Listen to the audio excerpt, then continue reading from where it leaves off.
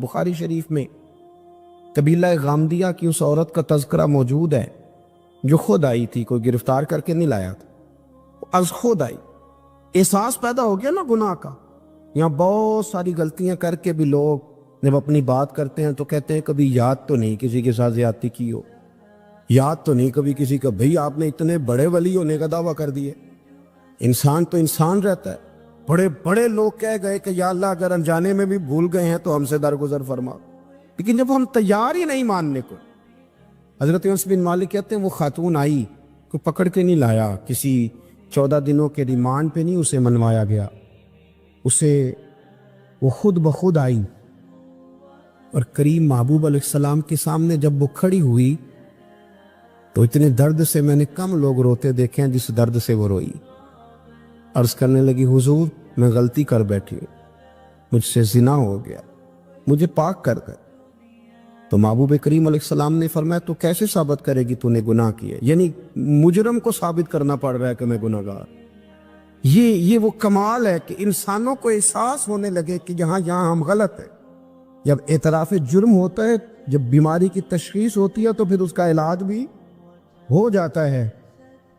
حضرت انس بن مالک کہتے ہیں وہ عرض کرنے لگی حضور میرے پیٹ میں ناجائز بچہ ہے۔ حضور نے فرمایا جا جب بچہ پیدا ہو تو پھر آنا۔ وہ 8 ماہ کے بعد آئی تو اس کی گود میں پھول سا بچہ تھا۔ حضور نے فرمایا واپس جا، جب روٹی کھانے لگ جائے تو پھر آنا۔ وہ 2 سال 2.25 سال دودھ پلاتی رہی، پھر جب آئی تو بچے کے ہاتھ میں روٹی کا ٹکڑا تھا۔ کریم محبوب صلی اللہ تعالی علیہ وسلم سے آ کے جب اس نے بات کی تو وہ درد سے روئی، کہنے لگی یا رسول اللہ 3 سال ہونے کو ہیں، میں نے گناہ کیا ہے، میں ساری رات سو نہیں پاتی۔ حضور تڑپتی اگر اس حال میں مر گئی تو اپنے رب کو کیا منہ دکھاؤں گا، مجھے پاک کر دے، میرے حال پہ رحم فرمائے۔ محبوب کریم صلی اللہ علیہ وسلم نے بچہ ایک صحابی کو دیا، فرمایا بچوں کی طرح پالنا، اور کہا اسے لے جاؤ، پتھر مار مار کے اسے سنسار کر دو۔ صحابہ کہتے ہیں اسے پتھر لگ رہے تھے اور حضور بیچانی کے ساتھ ٹہل رہے۔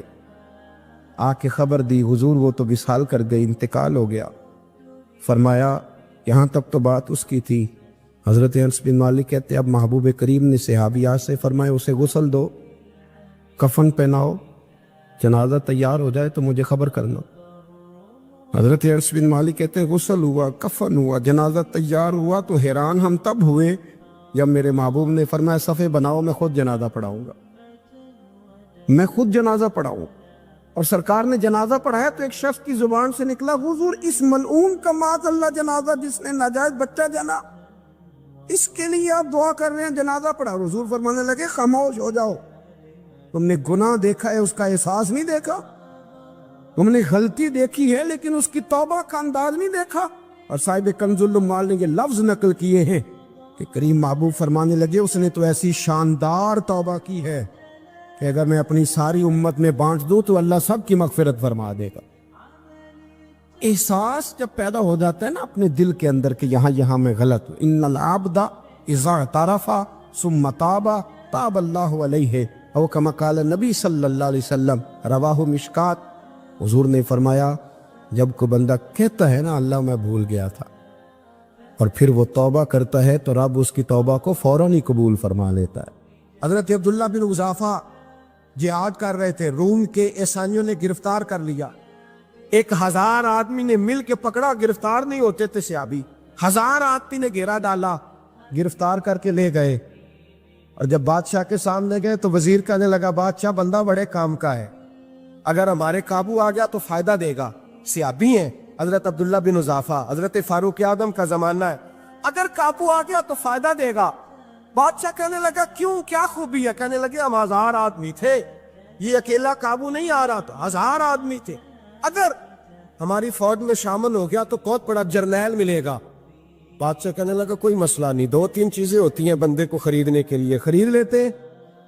بادشاہ کہنے لگا عبداللہ جتنی دولت تجھے چاہیے میں تجھے دے دیتا ہوں، میرے لشکر میں آ جا، معاذ اللہ اسلام چھوڑ دے۔ حضرت عبداللہ بن حذافہ کیا فرماتے ہیں بڑا تو بیوقوف ہے، میں نے دولت کمانی ہوتی تو مدینے میں بیٹھ کے تجارت کرتا، میں دولت کمانے نہیں نکلا، میں تو رسول اللہ کی رضا کمانے کے لیے نکلا ہوا ہوں۔ दौलत कमानी होती तो किसी मार्केट में होता, मैदान में आना तो शहादत है मतलूब मकसूद मोमिन, न माले गनीमत न किश्वर कुशाई। ये दौलत तो लौटी है रसूलुल्लाह के दरवाजे की, जो तो पीछे पीछे फिरती है नबी पाक के गुलामों। ये कमानी होती तो मैं किसी मार्केट में होता, मैदान में थोड़ा होता। अब्दुल्ला बिन हुज़ाफा से एक दूसरी चाल चली। कहने लगे मियाँ ओदा जो तुझे चाहिए, मैं बादशाह हूं, मेरे नीचे जो ओदा तू कहेगा वो तुझे मिल जाएगा। हजरत अब्दुल्ला बिन हुज़ाफा कहने लगे शायद तुझे पता नहीं मेरी तारीफ क्या है, शायद तू जानता नहीं मेरी तारीफ क्या है। कहा साहब की क्या तारीफ है? कहने लगे मैं रसूलुल्लाह का सहाबी हूं और कायनात में सबसे बड़ा ओहदा मुस्तफा के सहाबी होने का ओहदा है। सहाबा वो सहाबा थे जिनकी हर सुबह सुबह ईद होती थी, खुदा का कुर्ब हासिल था, नबी की दीद होती थी। फरमाया मैंने हुजूर के जलवे देखे हुए हैं, मुझे ओहदे की जरूरत ही नहीं, और मैंने ओहदा लेना होता तो मैं सियासत करता, मैं तो शहादत लेने निकला हूं मैदान में, ओहदे का मैंने क्या करना है। अब बादशाह कहने लगा इसे कत्ल कर दो। वजीर कहने लगा नहीं, एक बात और है, मुझे एक चाल और चलने दो। कहा वो क्या? कहने लगे मेरी बेटी बड़ी खूबसूरत है, मुझे मौका दो अपनी बेटी को सजा बना के।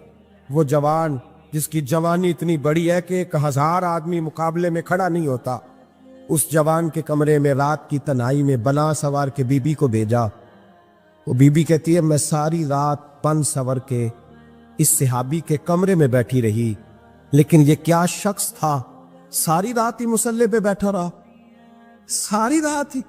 कुछ देर थक जाता तो ये करीम रसूल पे दरूद पढ़ना शुरू कर देता।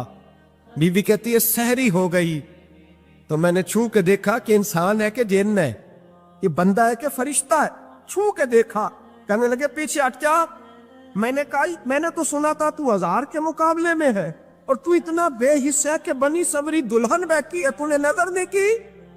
अब्दुल्ला बिन हुज़ाफा, बीबी कहती है नजर फिर नहीं उठाई, नजर फिर झुकी हुई है। कहने लगे बीबी मैं मजबूर हूं, अब मेरे ऊपर कोई हुस्न नहीं चलता, मैंने जलवाए बद्दुहा का दीदार किया हुआ है, अब मेरी निगाहों में जचता नहीं कोई, इसलिए कि जैसे मेरे सरकार है ऐसा नहीं कोई। कभी भी अब नहीं किसी का मेरे ऊपर जादू चलता। मैंने मुस्तफा को, और कहा जरा पीछे हट के बैठ, मुझे मेरे रसूल ने गैर महरम से बचने का हुक्म दिया है, जरा पीछे हट के बैठ। सहरी का वक्त था तो बीबी कहती है उस नौजवान के जुमले मेरा सीना चीर गए, कलेजा फट गया, चीख निकली, मैं कुफर के आलम में रोई। मैंने कहा मुझे बता तो सही, आखिर ये जज्बा कहाँ से मिलता है, आखिर ये रोशनी तो मैंने देखी नहीं, कहाँ से आती है? एक मेरा बाप है जो बना सवर के मुझे तेरे कमरे में छोड़ गया, बतला ये कहाँ से कैफ आते हैं? अब्दुल्ला बिन हुज़ाफा कहने लगे अगर कैफ लेना है तो तू भी मेरे मुस्तफा का कलमा पढ़ जा, आजा दरवाजे रसूल पे झुक जा, मिल जाएगा। सवेरे दरवाजे पे बाप आया बेटी से रिजल्ट लेने, दरवाजा खोला तो बेटी नकाब पहने बाहर आई। बाप कहने लगा क्या भला? कहने लगी पीछे हटता, तू गैर महरम है, काफर है, मैं मुसलमान हूं। उसने कहा क्या हुआ? कहने लगी तेरे जैसे को बाप कहूं, तेरे जैसे को जो मुझे इस्तेमाल कर रहा था। मैं तुझे बाप नहीं मानती, मैं अब रसूल वाली हो गई, मैं हजरत फातिमा की कनीजा हो गई, मैं अब नबी करीम की खादिमा हूं, खबरदार मेरे करीब ना आना। ये दाव भी नाकाम हुआ। अब हजरत अब्दुल्ला बिन हुज़ाफा के सामने मौत खड़ी की, एक कड़ा में तेल गर्म किया, कहने लगे तुझे इसमें जलाया जाएगा। हजरत अब्दुल्ला बिन हुज़ाफा रदी अल्लाह ताला अन्हु जब जलने के करीब हुए तो रोने लगे। रूम का बादशाह कहने लगा शायद डर गया है। कहने लगे अब समझ आई है, अब तुझे पता चला है, चला आ जा। हजरत अब्दुल्ला बिन हुज़ाफा कहने लगे तू काफिर है, तेरी काफिरों वाली सोच है, इसलिए नहीं रोया कि मौत से डर गया हूँ, मैं तो इसलिए रोया हूँ कि एक जान है और नबी पाक पे कुर्बान हो रही है। काश रब मुझे 1000 जान देता, मैं सारी मुस्तफा पे कुर्बान कर देता। एक सुनार ने गली में यतीम छोटे से बच्चे को घूमते देखा तो सुनार बे औलाद था, बच्चे को उठा के घर ले आया। 18 साल उस बच्चे की परवरिश की, उसको पाला पोसा जवान किया। सुनार के पास वो दुकान पे चला जाता, वो कई दफ़ा दुकान पे रहता, कई दफ़ा घर में रहता। एक दफ़ा वो दुकान पे था, बच्चा घर था, 18 साल का जवान, उसकी बीवी अकेली थी। وہ جس نے ماں بن کے پالا تھا اس نے اسی پہ حملہ کر دیا، اس کا بازو بری نیت سے تھاما، بیوی چیخی، تھوڑی دیر گزری تو وہ نوجوان پیروں میں بیٹھ گیا، کہنے لگا اماں پتہ نہیں مجھے کیا ہوا۔ شام کو سنار آیا، بیوی چیخنے لگی، چلانے لگی، کہنے لگی آج عجیب بات ہوئی، جس کو میں نے جگر کا خون دے دے کے پالا اسی نے گندی نظر ڈالی۔ سنار محب حیرت ہے، بیوی کا خیال تھا کہ لات اٹھائے گا، ڈنڈا اٹھائے گا، نوجوان کو مارے گا، لیکن وہ رونے لگ گیا۔ اس نے کہا آج اس نے میرا بازو تھاما ہے، جانے کیا کیا ہے؟ پریشان ہونے لگ گیا، سجدے میں گر گیا، کہا تو بتاتا کیوں نہیں؟ تو وہ سنار کہنے لگا اس کی غلطی نہیں، 18 سال کے بعد آج مجھ پر بھی شیطان سوار ہوا تھا۔ ایک عورت آئی تھی، وہ اپنے بازوؤں میں چوڑیاں پہننا چاہتی تھی تو میں نے بھی گندی نظر سے ہاتھ ڈالا تھا، رب کریم نے مجھے فوراً اس کی سزا دی۔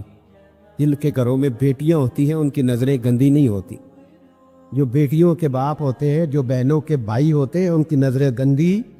اور اگر تو ٹیلی فون کرتا ہے، تو کسی عورت کے ساتھ تعلق رکھتا ہے تو یہ بات لکھ لے، امام فخر الدین رازی 1، علامہ اسماعیل حقی 2، ملا جلال الدین رومی 3، امام خازن 4، امام جلال الدین سیوطی 5 حدیث کے استاد اور محدث لکھتے ہیں کہ اگر تو کسی پر گندی نظر ڈالے گا تو تیرا گھر بچ سکتا، یاد رکھ نہیں بچے، اس لیے کہ تیری نظر ہے، کسی کی بیٹی کو بیٹی سمجھ تاکہ تیری بچی کا پردہ قائم رہے، کسی کی بہن کو، یہ کیا بات ہوئی کہ تو جتنا مرضی گند معاشرے میں پھیلاتا رہے تیرا گھر بچا رہے، یہ کیسے ہو سکتا؟ فَإِنَّ لَهُ مَعِيشَةً ضَنْكَ، اللہ فرماتے ہیں زندگی تنگ ہو جائے گی تیرے لیے مشکل، تو ڈھونڈتا پھرے گا کہ میں مرنے کو جگہ تلاش کروں۔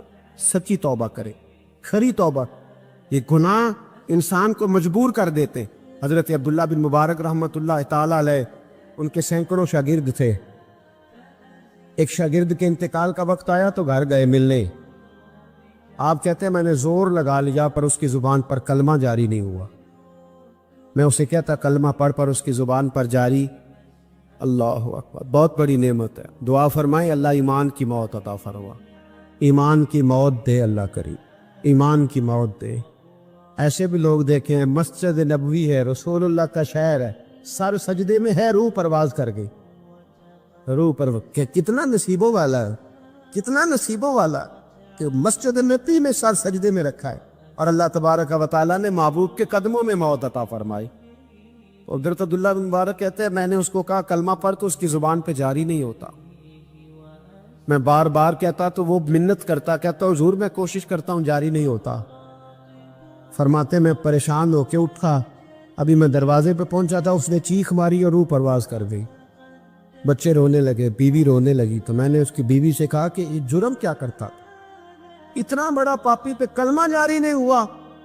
اس کی زوجہ کہنے لگی حضرت جی 2 گناہ تھے اس کے، ایک تو یہ شراب کا عادی تھا، روکتی تھی باز نہیں آتا تھا، اور دوسری بات یہ کہ یہ اپنی اماں کا نافرمان تھا، وہ 2 گلیاں چھوڑ کے رہتی ہے، یہ کبھی ملنے نہیں گیا تھا، اس بوڑھی کا کلیجہ اس کی طرف سے بڑی تکلیف میں تھا۔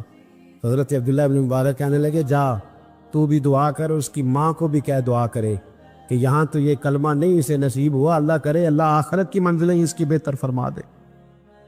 حضور صلی اللہ علیہ وسلم کے پاس ایک مہمان آ گئے رات کے وقت میں، جب وہ آئے تو حضور نے پوچھا کھانا کھانا ہے؟ تم نے کہا کھانا ہے۔ جھوٹ اور بھوک کو جمع کرنا منع ہے، کہا جی کھانا ہے۔ تو حضور صلی اللہ علیہ وسلم نے فرمایا ازواج مطہرات کے گھروں میں پتہ کرو کچھ ہے۔ حضرت ام سلمہ کے گھر میں پتہ کیا تو کہا یا رسول اللہ 4 دن سے روٹی نہیں پکی۔ حضرت زینب سے پوچھا تو کہا حضور کئی دن سے چولہا ہی نہیں جلایا۔ حضرت عائشہ صدیقہ، حضرت میمونہ، حضرت سودا، تمام گھروں سے بظاہر یہ 2 جہاں کے شاہ ہیں پر پاس کچھ رکھتے نہیں، 2 جہاں کی نعمتیں ہیں ان کے خالی ہاتھ میں، ہر چیز ہے پر فقر اختیاری ہے، کوئی شے نہ ملی۔ نبی پاک صلی اللہ علیہ وسلم نے مسجد میں اعلان کیا، فرمایا کون ہے جو میرے مہمان کو روٹی کھلائے؟ ان لفظوں کا حسن کوئی حسن والا ہی سمجھ سکتا ہے، فرمایا کون ہے جو میرے مہمان کو کھانا کھلائے؟ تو ایک صحابی لے گئے اور اٹھے، وہ صحابی جو صحابہ میں غریب تھے، ایک انصاری جو غریب آدمی تھے، بہت زیادہ امیر آدمی اللہ کی راہ میں خرچ نہیں کر پاتا، اس کے لیے مشکل ہو جاتا ہے۔ اس کے لیے بہت امیر آدمی جو ہوتا ہے نا، وہ جتنا زیادہ امیر ہوتا ہے نا، اتنی دیوار اس کے گرد کھڑی ہو جاتی ہے پیسوں کی، مشکل ہو جاتا ہے اس کے لیے۔ غریب آدمی کھڑے ہوئے، اگرچہ میرے محبوب کے غلاموں میں جو بڑے امیر تھے وہ بھی خرچ کرنے میں بڑے آگے تھے، حضرت عثمان غنی رضی اللہ تعالیٰ عنہ، حضرت عبد الرحمن ابن عوف، حضرت ابو بکر صدیق رضی اللہ۔ لیکن یہ غریب آدمی کا حضور میں لے جاؤں گا، میں لے کے جاؤں، اور یہ بخاری مسلم ہے، حضور نے فرمایا لے جاؤ۔ وہ اب سے آپ بھی گھر لے گئے اور بیوی سے مشورہ کیا، بات پہ غور کرنا، ہر چیز کی بھوک دیکھی جا سکتی ہے، بچوں کی نہیں دیکھی جا سکتی۔ وہ انصاری حضور کے مہمان کو گھر لے گئے، جا کے بیوی سے مشورہ کیا، کہا بھلی مانس گھر میں کچھ ہے؟ تو اس نے کہا تھوڑا سا بچوں کے لیے کھانا رکھا ہے، بچوں کے لیے۔ بچے تو بزدل کر دیتے ہیں، بچے تو آدمی کو بزدل کر دیتے ہیں، بچے تو مار دیتے ہیں، کلیجہ پھٹ جاتا ہے بچہ بھوکا ہو تو، نیند نہیں آتی۔ اب صحابی اپنی بیوی سے کیا کہتے ہیں؟ کہتے ہیں بچوں کو بہلا کے سلا دے، اور رسول اللہ کے لیے نہیں، رسول اللہ کے مہمان کے لیے، بھائی نبی پاک کے لیے نہیں، حضور کے تجھ سے در در سے سگ اور سگ سے ہے مجھ کو نسبت، میری گردن میں بھی ہے دور کا پٹکا تیرا، تجھ سے در در سے سگ سگ سے ہے مجھ کو نسبت۔ لمبی بات ہے کہ بچوں کو سلا دو۔ بی بی نے بچوں کو سلا دیا تو میاں بیوی کا مشورہ ہوا کہ مہمان کے ساتھ بیٹھ کے روٹی کھانا بھی سنت ہے۔ تو اب مہمان کے ساتھ بیٹھ کے کھانا بھی ہے تو کھانا ہے ایک دو آدمی کا۔ اب خاوند اپنی بیوی کو تیار کرتا ہے کہ میں بھی کھانے پہ بیٹھ جاؤں گا، تو بھی بیٹھ جانا، اور جب مہمان کھانے میں ہاتھ ڈال لے تو اٹھنا، کہنا او ہو دیا تو صحیح کیا ہی نہیں، ابھی بجھ جائے گا، اور جا کے دیا بجھا دینا۔ ہم ہاتھ ہلاتے رہیں گے، مہمان روٹی کھاتا رہے گا۔ اور یار اس درد کو، اس کیف کو سمجھو، گھر میں بچے بھی بھوکے، بچوں کی ماں بھی بھوکی، بچوں کا باپ بھی بھوکا، دسترخوان پہ روٹی لگ گئی، روٹیاں چون ڈالیں، بی بی اٹھی کہنے لگی او ہو چراغ تو صحیح کیا ہی نہیں، یہ تو بجھ جائے گا۔ حوصلے مند بی بی جس نے بچے بھوکے سلا دیے، وہ بھوکے سوئے ہوئے بچوں کی بھوکی اماں اٹھی اور اپنے خاوند کی تابع داری میں اٹھی، میں گڈی تے ہاتھ ڈور سجن دے، وہ جنج رکھے اونج رہنا ہے، اٹھی اور اس نے نہ دیا ٹھیک کرنے کے بہانے بجھا دیا۔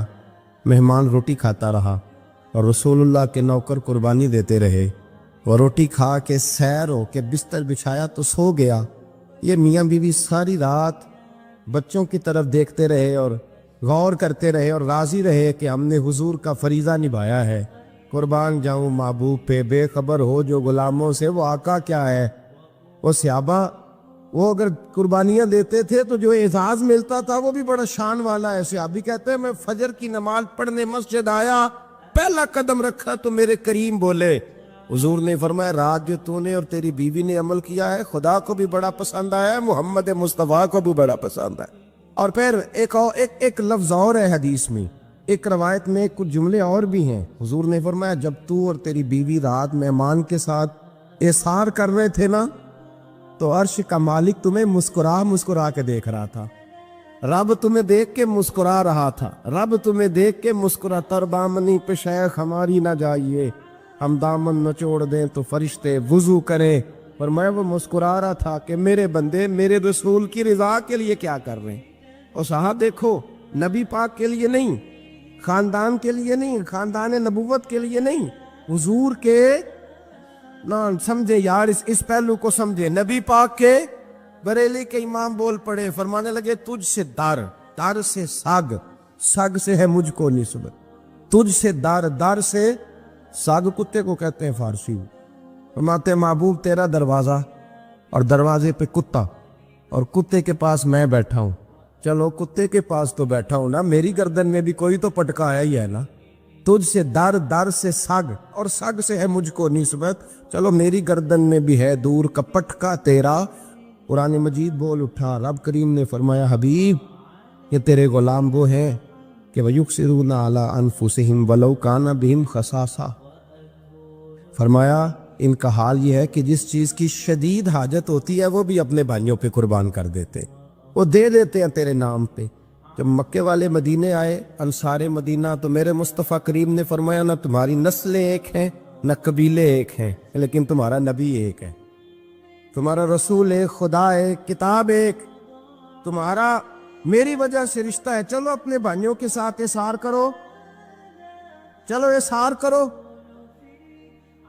اگر کسی کے 2 مکان تھے تو اس نے ایک اس کو دے دیا جو مکے سے آیا تھا، 2 باغ تھے تو 1 دے دیا، کسی کے پاس 1 تھا تو آدھا بانٹ کے دے دیا، ہر چیز تقسیم کر دی۔ حالات بدل جاتے ہیں، حالات بدل جاتے ہیں۔ تلک الایام نداولها بین الناس، اللہ لوگوں کے درمیان دن بدل دیتا ہے، حالات بدل گئے۔ بڑا مال غنیمت آیا، بنو نذیر کا علاقہ فتح ہوا تو میرے رسول پاک صلی اللہ تعالی علیہ وسلم نے انصار مدینہ کو اکٹھا کیا، فرمایا بھئی مال اب بڑا آ گیا ہے۔ 2 باتیں، یہاں تو اس طرح کرتے ہیں کہ میں ان کو کہتا ہوں جو مکے سے آئے تھے کہ جتنی تمہاری جائیدادیں باغ انہوں نے لیے ہیں واپس کر دیتے ہیں تمہیں، اور جو مال آیا ہے وہ بھی تم میں سے آدھا آدھا دونوں کے درمیان بانٹ دیتے ہیں، یا جیسے تمہارا دل چاہے تمہارے مال بھی واپس کرتے ہیں، اور جو وہاں سے مال آیا وہ تمہارے بیچ بانٹ دیتے ہیں، یا اگر تم کہو تو یہ مال ان کو دے دیتے ہیں مہاجرین کو، تمہیں تمہارے مال واپس مل جاتے۔ حضور نے پوچھا انصار مدینہ سے، حضرت سعد بن معاذ، سعد بن عبادہ تڑپ کے کھڑے ہوئے، عرض کی محبوبہ میں تو ابو بکر کو جانتا ہی نہیں تھا، حضور مجھے کیا پتا عمر کون ہے، میں کیا جانوں عثمان غنی مولا علی کی عظمتوں کو، محبوبہ میں نے تو تجھے ان کی طرف مسکرا کے دیکھتے ہوئے دیکھا ہے، تیرا جلوہ دیکھا ہے، تجھ سے در در سے ساگ ساگ سے ہے مجھ کو نسبت، یا رسول اللہ صلی اللہ علیہ وسلم ہم سے مشورہ نہ کریں، آپ اس طرح کریں جو جائیدادیں ہم نے انہیں دی ہیں وہ بھی ان کے پاس رہنے دیں، اور جو مال آیا ہے وہ بھی ان میں تقسیم کر دیں، اس لیے کہ ہمیں تو بس اتنا پتہ ہے کہ یہ آپ کے غلام ہیں، آپ کے نوکر ہیں، ہمیں اس سے زیادہ کسی چیز کے کوئی غرض ہے، بس آپ کے غلام ہے، بات ختم ہو گئی۔ حضور خاموش ہو گئے۔ صحابہ کہتے ہیں دیر کے بعد ہم نے کہا فیصلہ ہونا چاہیے، فیصلہ پتہ کیا ہوا؟ حضور نے ہاتھ اٹھائے، کہا اے اللہ میرے مدینے والوں پہ رحم فرما، اے اللہ میرے انصار پہ رحم فرما، اللہ ان کے جذبے قبول فرما۔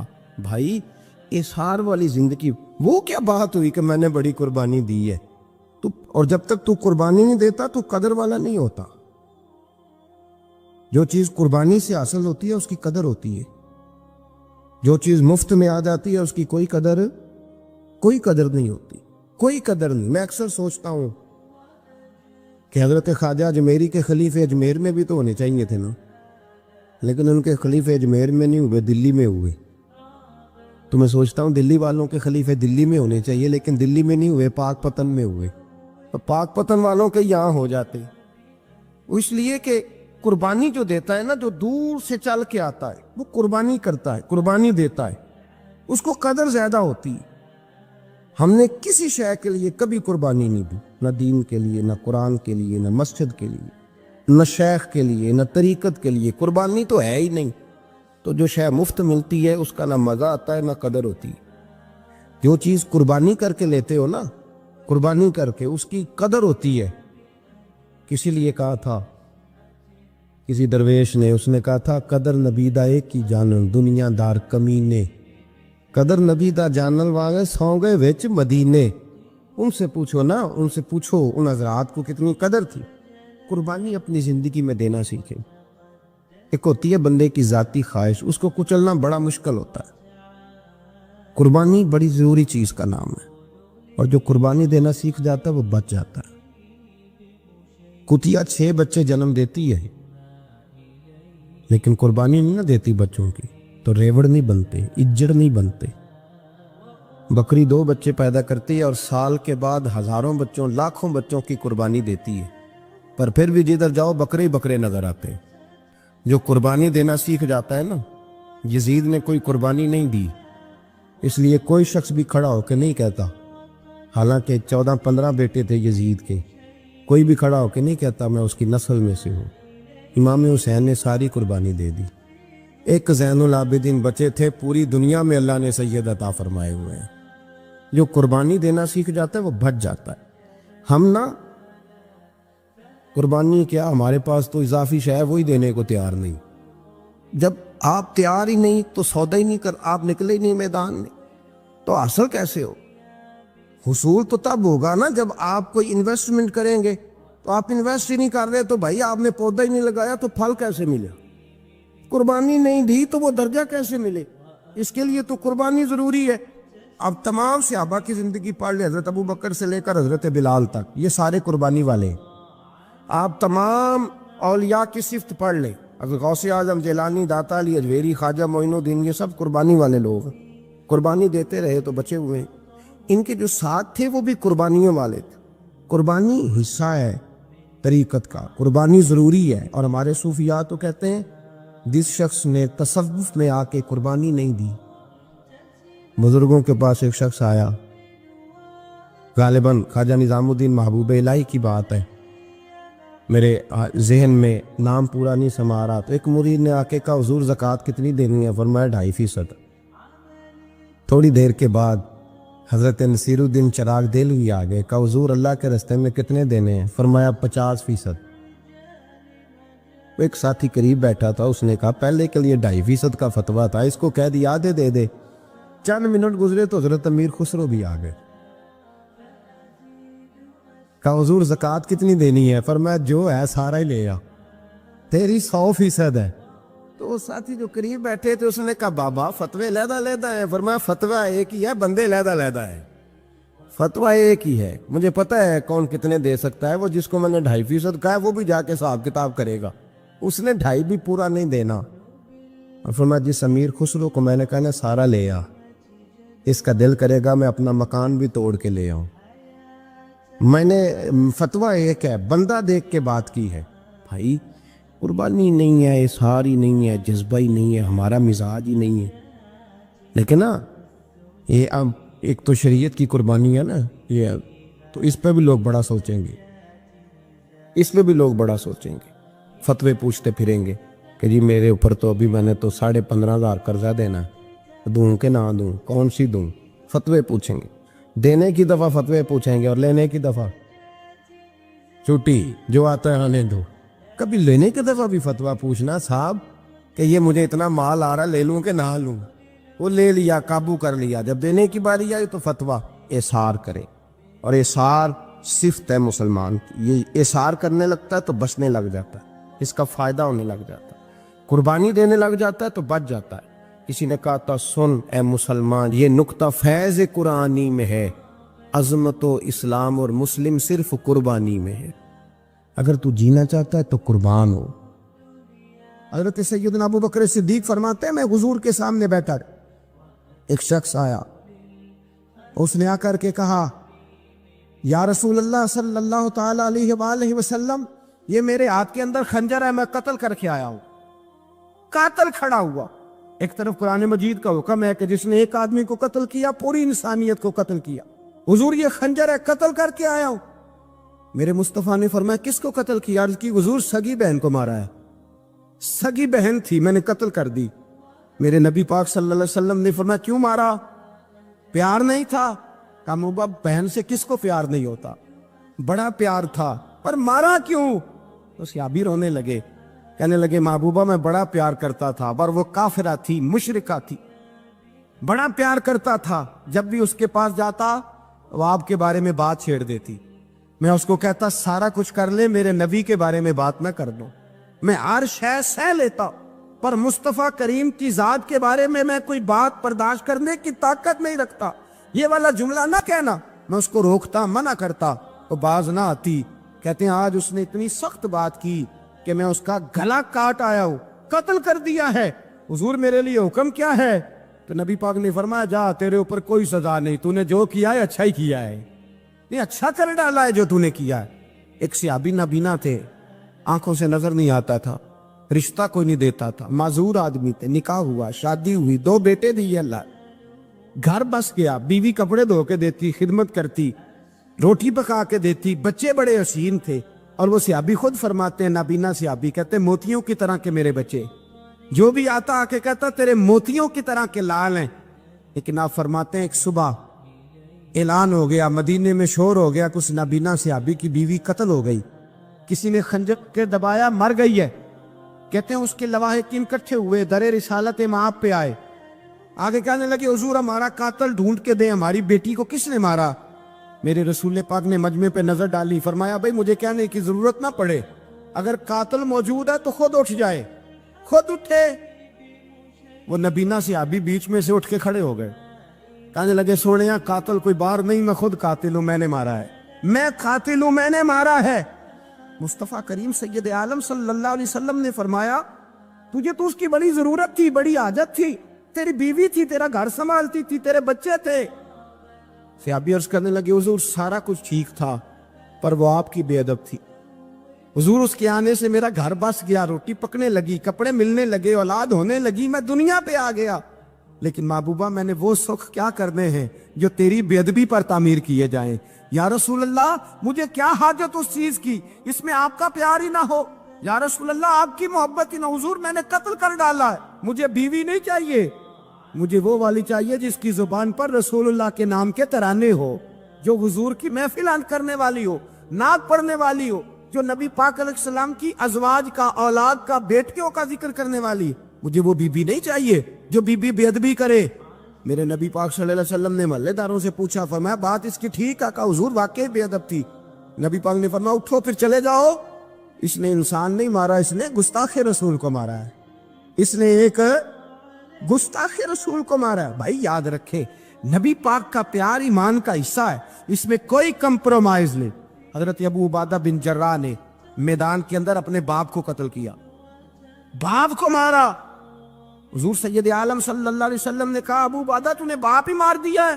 کہا حضور باپ نہیں چاہیے، رسول اللہ کا وفادار چاہیے، حضور وفادار چاہیے۔ نبی پاک صلی اللہ تعالی علیہ وآلہ وسلم کی محبت اصل دین ہے، اصل دین۔ صحابہ کرام نے ہر چیز سے بڑھ کر رسول پاک سے پیار کیا، ہر چیز سے بڑھ کر، بھلا دی دنیا ساری انہوں نے، لیکن رسول پاک سید عالم صلی اللہ علیہ وسلم کا پیار انہوں نے اپنے دل سے نہیں بلایا، اپنی اولادیں لا کے حضور کی خدمت میں پیش کر دی، اپنے بچے لا کر پیش کر۔ حضرت عائشہ صدیقہ رضی اللہ تعالیٰ عنہ فرماتی ہیں ساری زندگی ابو بکر صدیق نے ڈانٹا نہیں، میرا باپ رفیق تھا، شفیق تھا، مہربان تھے، کوئی کبھی انہوں نے سخت گھورا بھی نہیں ہماری طرف۔ لیکن کہتی ہے ایک دن میں حضور کے ساتھ گفتگو کر رہی تھی، بچی تھی، میری آواز ذرا بلند ہوئی تو کہتے ہیں جناب ابو بکر صدیق رضی اللہ تعالیٰ عنہ باہر سے دوڑے آئے، اندر آئے، حضرت ابو بکر نے تھپڑ اٹھایا، میرے منہ پہ مارنے لگے، حضور آگے بڑھے، بچایا۔ میں نے کہا ابا جی آپ نے تو گھورا بھی کبھی نہیں، یہ کیا ہوا؟ حضرت جناب عائشہ صدیقہ کہتے ہیں ابو بکر صدیق رو پڑے، کہنے لگے عائشہ میرے اوپر سے پہاڑ بھی گزر جائیں تو مجھے تکلیف نہیں ہوتی، اور میرے مصطفیٰ کے سامنے کوئی اونچا بولے بھی تو میرا دل ٹوٹ جاتا ہے۔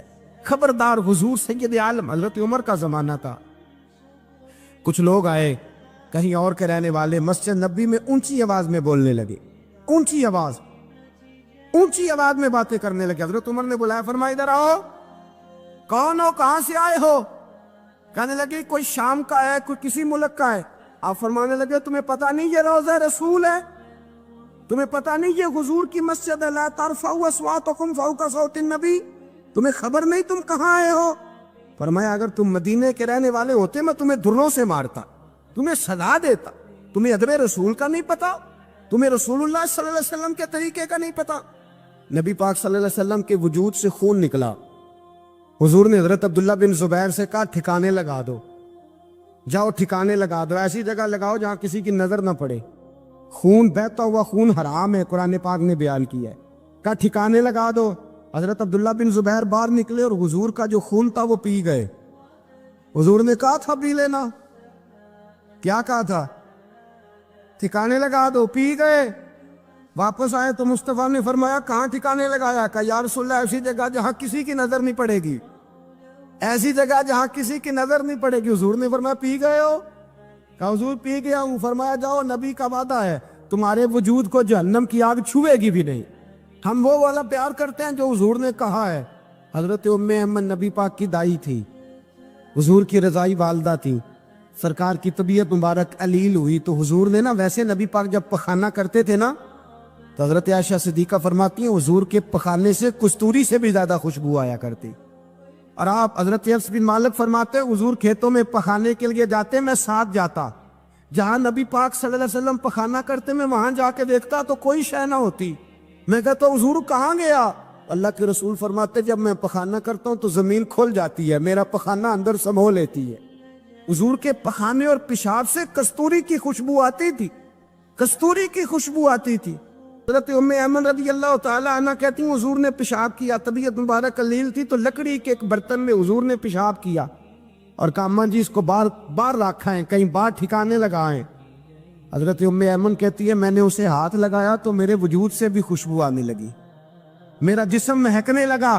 حضرت ام ایمن کہتی ہے میں باہر جا کے نکال کے دکھاؤ کسی حدیث سے کہ رسول پاک نے فرمایا ہو میرا پخانہ پی جانا۔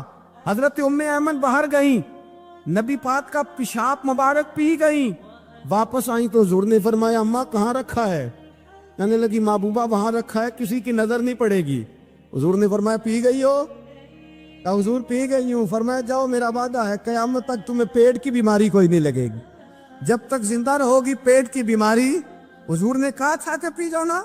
بھائی یاد رکھے رسول اللہ صلی اللہ علیہ وسلم کے صحابہ جو حضور کی تعظیم کرتے ہیں تو اس کا حکم نہیں دیا نبی پاک، لیکن وہ جانتے جب تعظیم کی باری آئے تو جو بھی کام تعظیم کا ہوگا، جو کام بھی عزت کا ہوگا وہ عزت دی جائے گی۔ ایک صحابی حضور علیہ السلام کی گھوڑے کو کجاوا بالا کرتے تھے، کاٹھی ڈالتے تھے۔ حضور نے کہیں نہیں کہا کہ وضو کر کے ڈالنا، غسل کر کے ڈالنا، کہیں نہیں کہا۔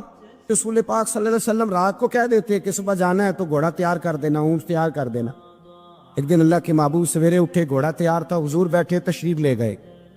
جب تشریف لے گئے نبی پاک صلی اللہ علیہ وسلم تو حضور واپس آئے تو بلایا، ان صحابی کا نام تھا حضرت اسلح بن شریک۔ ان کو بلا کے حضور نے فرمایا یار آج کجاوا تو نے نہیں باندھا۔ وہ رونے لگے، کہنے لگے محبوبہ اس کا مطلب ہے میرا باندھنا آپ کو پسند آتا ہے، اس کا مطلب ہے میری خدمت قبول ہے۔ فرمایا تو نے نہیں باندھا؟ یا رسول اللہ نہیں۔ فرمایا کیوں نہیں باندھا؟ کیا جواب ہے، کیا حسن ہے۔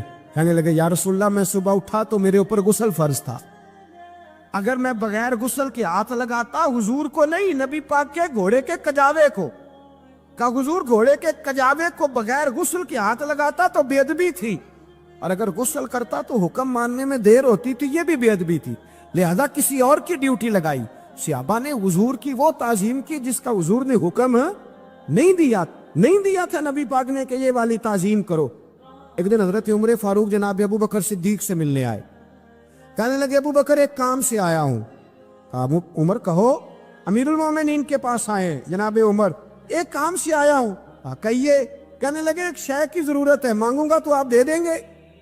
جناب عمر فاروق رضی اللہ تعالیٰ عنہ کہنے لگے میرے بس میں ہوئی تو ضرور دے دوں گا، تو میرا بھائی ہے بات تو کر۔ تو حضرت عمر نے پتہ کیا مانگا؟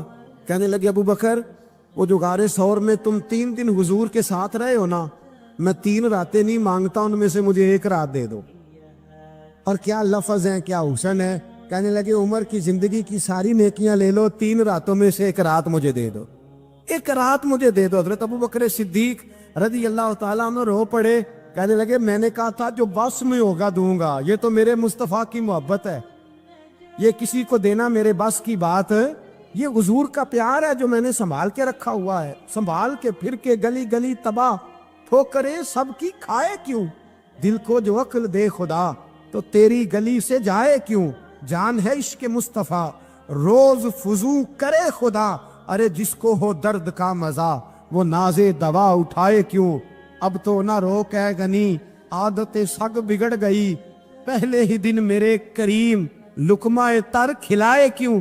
حضرت بلال کہتے ہیں میں اذان پڑھ رہا تھا، ابو بکر سن رہے تھے، انہوں نے چوم کے آنکھوں سے لگایا، بعد میں کہ گلہ علی قاری نے لکھا ہے، بعد میں کسی صحابی نے کہا محبوبہ ابو بکر نے انگوٹھے چوم کے آنکھوں سے لگائے ہیں، اور انہوں نے چوم کے کہا قرۃ عینی بک یا رسول اللہ، حضور آپ میری آنکھوں کی ٹھنڈک ہیں۔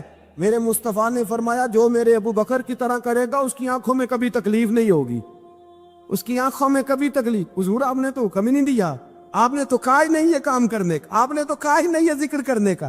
میرے رسول کریم سید عالم صلی اللہ تعالی علیہ وسلم کا